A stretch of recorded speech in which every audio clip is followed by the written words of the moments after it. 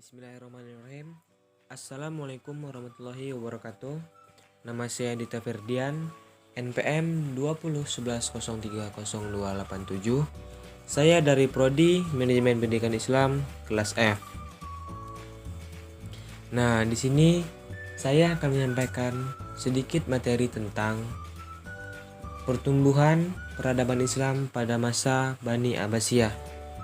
Di sini saya akan menyampaikan beberapa poin, yakni yang pertama, sejarah lahirnya Bani Abbasiyah, sistem politik pemerintahan dan sosial Bani Abbasiyah, lalu yang ketiga, penyebab keruntuhan Bani Abbasiyah. Langsung saja pada poin yang pertama, yakni sejarah lahirnya Bani Abbasiyah. Berbicara tentang Abbasiyah, apa itu Abbasiyah? Abbasiyah adalah suatu bani atau suatu dinasti yang mana nama tersebut diambil dari nama Al-Abbas bin Abdul Muthalib, paman Nabi Muhammad SAW. Pendiri Bani Abbasiyah adalah Abdullah Asy-Syaffah bin Ali bin Abdullah bin Al-Abbas, atau lebih dikenal dengan sebutan Abdul Abbas Asy-Syaffah, yang mempunyai julukan Al-Saffah, sang penumpah darah. Bani Abbasiyah ini berdiri pada tahun 750 sampai 1258 Masehi, yang mana pusat pemerintahannya berada di kota Baghdad, negara Irak. Awal kekuasaan dinasti Abbasiyah ditandai dengan pembangkangan yang dilakukan oleh dinasti Umayyah di Andalusia, yakni Spanyol. Kemudian Bani Abbasiyah ini mempunyai khalifah sebanyak 37 orang dari masa pemerintahan Abdul Abbas Asy-Syaffah sampai Khalifah Al-Wathiq Billah. Agama Islam mencapai zaman keemasan pada tahun 749 sampai 879 Masehi, yang disebut dengan The Golden Age. Namun, pada masa Khalifah Al-Mutawakkil sampai dengan Al-Mu'tasim, Islam mengalami masa kemunduran dan keruntuhan akibat serangan bangsa Mongol yang dipimpin oleh Hulaguran pada tahun 1258 Masehi.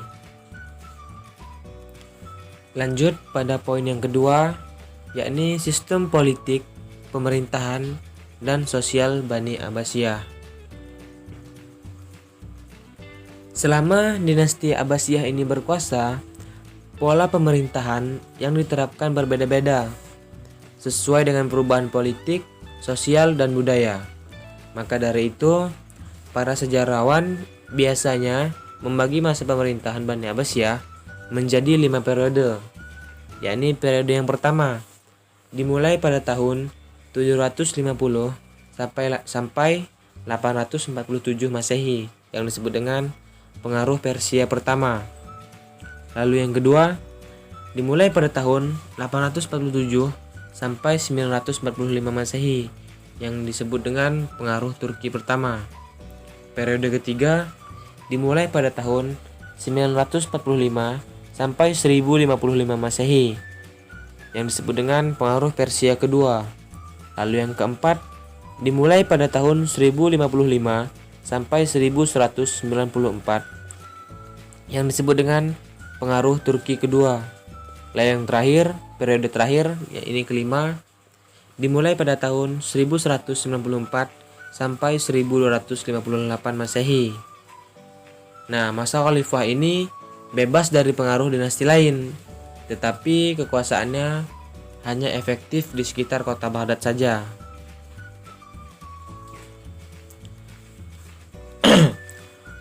Khalifah Abbasiyah kedua, yakni Abu Ja'far, yang mengambil gelar Al-Mansur dan meletakkan dasar-dasar pemerintahan Abbasiyah. Al-Mansur dianggap sebagai pendiri kedua dari dinasti Abbasiyah ini. Di masa pemerintahannya, Baghdad dibangun menjadi ibu kota Abbasiyah dan merupakan pusat perdagangan dan kebudayaan. Hingga Baghdad dianggap sebagai kota terpenting di dunia pada saat itu, yang kaya akan ilmu pengetahuan dan kesenian. Hingga beberapa dekade kemudian, dinasti Abbasiyah mencapai masa kejayaan.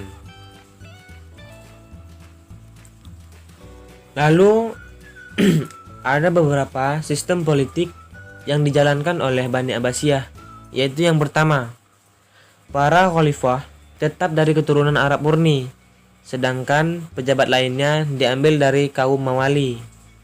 Lalu yang kedua, kota Baghdad dijadikan sebagai ibu kota negara yang menjadi pusat kegiatan politik, ekonomi, sosial, dan ataupun kebudayaan serta terbuka untuk siapa saja, termasuk bangsa dan penganut agama lain.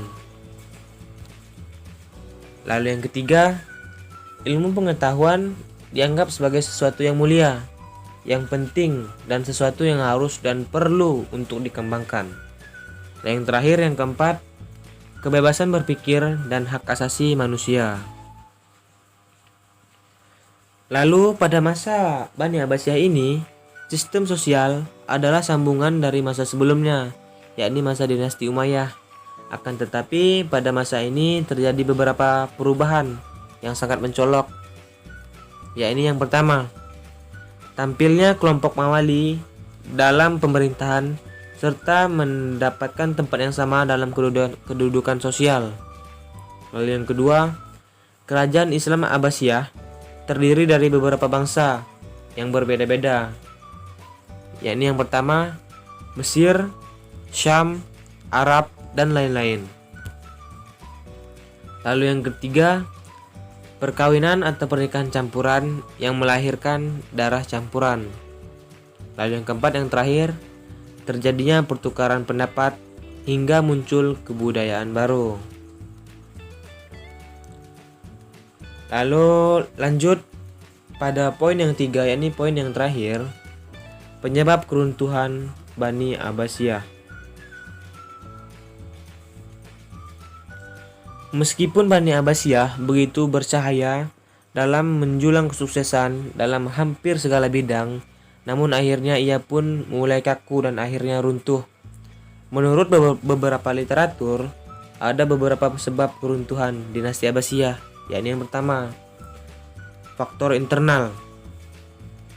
Faktor internal yang pertama adalah mayoritas khalifah Abbasiyah periode akhir mementingkan urusan pribadi daripada urusan negara. Lalu yang kedua, luasnya wilayah Abbasiyah, sementara komunikasi pusat dengan daerah sulit dilakukan. Lalu yang ketiga, permusuhan antar kelompok suku dan kelompok agama.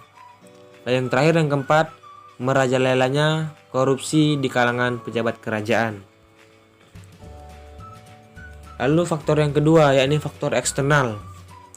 Faktor eksternal yang pertama adalah perang salib yang berlangsung beberapa gelombang dan menelan banyak korban. Lalu yang kedua, penyerbuan tentara Mongol yang dipimpin oleh Hulaguran yang menghancurkan Baghdad. Nah, mungkin itu saja yang dapat saya sampaikan. Apabila saya ada salah kata, saya mohon maaf, dan kepada Allah saya mohon ampun. Saya akhiri, wabillahi taufiq wal hidayah. Wassalamualaikum warahmatullahi wabarakatuh.